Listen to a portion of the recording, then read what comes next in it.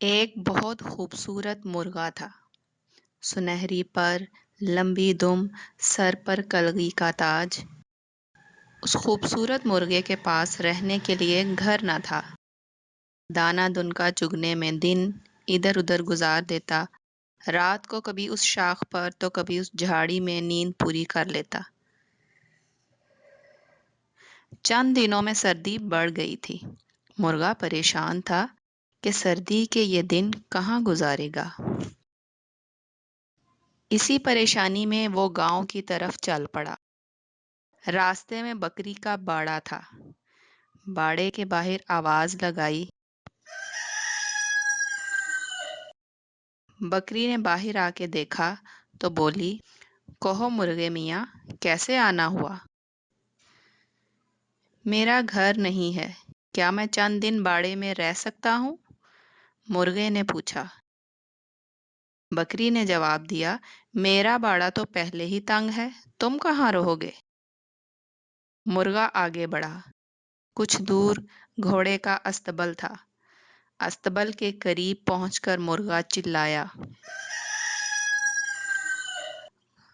گھوڑا استبل کے دروازے پر آیا اور بولا، مرغے میاں آج کیسے یاد کیا؟ مرغے نے پوچھا، میرے پاس سر چھپانے کے لیے جگہ نہیں، کیا میں چند دن استبل میں گزار لوں؟ گھوڑے نے جواب دیا، میرا استبل تو میرے اپنے بچوں کے لیے کافی نہیں، تم کہاں رہو گے؟ مرغا مایوس ہو گیا۔ اسے لگا کہ کوئی اس کی مدد نہیں کرے گا۔ اچانک اسے اپنے دوست خرگوش کا خیال آیا۔ بھاگا بھاگا خرگوش کے پاس پہنچا۔ خرگوش اسے دیکھ کر خوش ہو گیا۔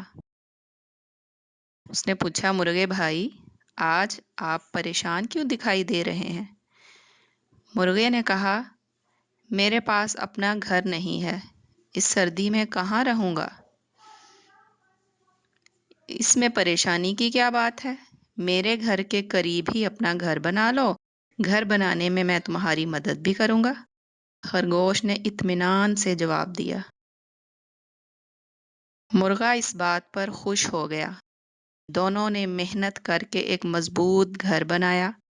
دوست تو وہ پہلے ہی تھے، اب پڑوسی بھی بن گئے۔ دوستی ہو تو ایسی۔